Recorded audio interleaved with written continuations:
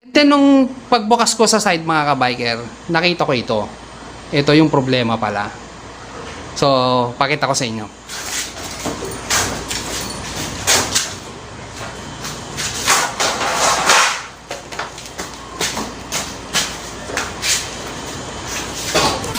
Magandang hapon sa inyo mga ka-biker, purihin ng Panginoon. Sayang naman kung hindi ko ibabahagi to sa inyo dahil baka may experience nyo din, no?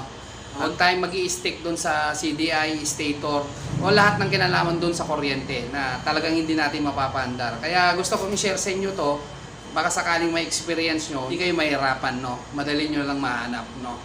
Yan, etong Miyog to dinala sa akin, ayaw umandar, no? Ngayon, una, syempre, inalog ko yung gasolina, meron naman. Tapos, nag-proceed kagad ako sa kuryente, wala siyang spark. Ano? So, kinalas ko, tulad nga yan, nakakalas na, no? Ginagawa ko talaga siya, pero sayang naman kung di ko ibabahagi sa inyo. Chinek ko yung stator, okay naman. Kung katulad ng ginagawa natin, paano i-check, sa mga wear ng stator. And then, umiram din ako ng CDI para makatest ko kung CDI.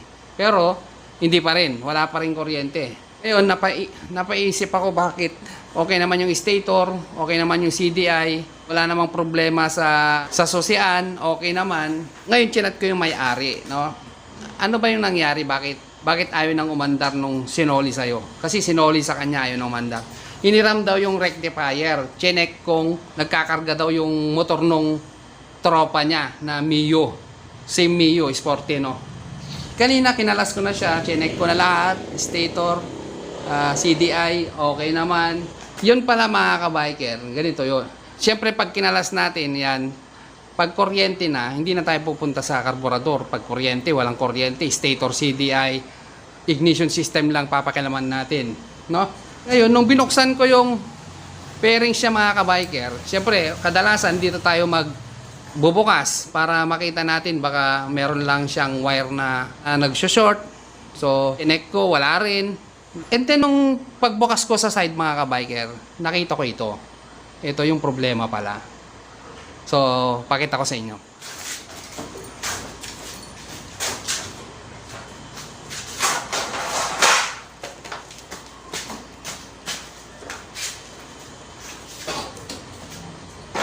Ayan. So, binaliktad natin, no? Kung mapapansin nyo, nakakalas yung rectifier. Yan. Buti na lang nagbukas ako rito kasi titignan ko yung mga connectors ng mga linya. No, kasi check ko lahat bakit walang kuryente. Kasi po-focus tayo sa ignition. Bumungad sa akin to. Yung naghiram, no? Hindi niya na ibalik ito. Kaya pala kahit anong gawin kong pag-check up, pag-troubleshoot, walang kuryente. So, napalaban nga ako mga ka-biker. Ha? Basa na ako ng pawis. Ngayon, kinabit ko to, no? Kinabit kong ganyan. And then, pinaandar ko. Andarin natin.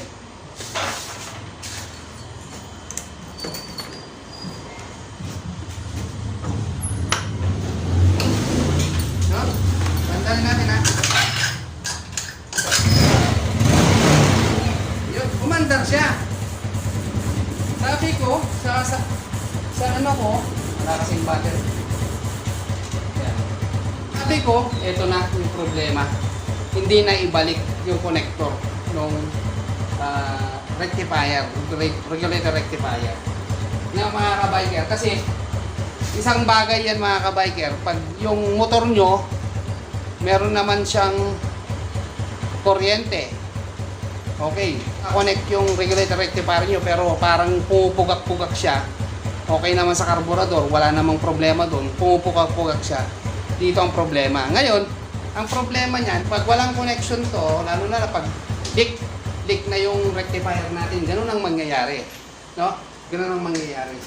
Maandar yan, no? Ano lang siya? Ang idle.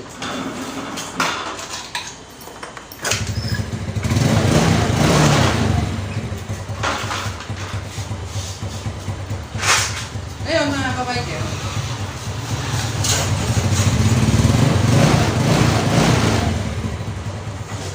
tatanggalin natin tong rectifier mamamatay yan. Kasi nga, walang connection. Talagang hindi natin mapapaandar yan. Yan. So, namatay, di ba? Kahit na-kick ko pa yan, hindi na andar yan. Ayan o. Ngayon, pag kinabit natin yan,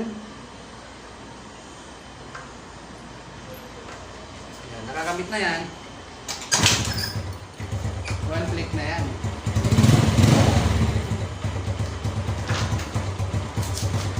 Ayun. So, pinagtyagaan nating i-troubleshoot hanggang sa mabuksan natin dito, napansin natin na hindi nakakabit yung regulator rectifier. Kaya wag tayong babase lang sa CDI, stator. Pag hindi na natin mahanap talaga, o wirings pa yan, sa susyan, naglulus, check din natin yung regulator. Minsan nagkakaroon ng leak yan. Leak regulator. May tama na, kaya siguro yung iba hindi naandar, yung iba aandar, pupugak-pugak. Kaya isang bagay yan mga kabiker, bago ko ikabit yung mga pairings nito, may share ko man lang sa inyo, no? So, panibagong idea na naman mga kabiker. Katulad nga ng sinabi ko, huwag kayong mag-i-stick dun sa CDI, stator, susian, lahat ng pwedeng mawala yung kuryente at spark ng spark plug natin. Huwag tayong stick doon, stick din tayo sa regulator rectifier, no? So kahit na ano palang gawin ko na pag-check, pinalitan, kumiram na ako ng CDI, tapos stator, chinek ko na, okay naman, pero wala pa rin, walang kuryente, walang redondo, no? So yun pala yung problema, no? Hindi nakakonect yung regulator rectifier kasi hiniram daw, kinabit, siguro nakalimutan na ibalik yung connector, no? So isang bagay yan mga kabiker na i-check natin lagi. Kaya dinala sa kanya, no? So dinala naman sa atin ngayon, no? Yun sa biyaya ng Panginoon nagawa natin, no? Biker, I hope na nagkaroon kayo ng idea doon sa shinare ko. Sayang naman kasi kung hindi ko i-share sa inyo, baka ma-experience yung mga ganito sa mga Mio, sa mga motor natin na mahalaga pala yung connection ng rectifier.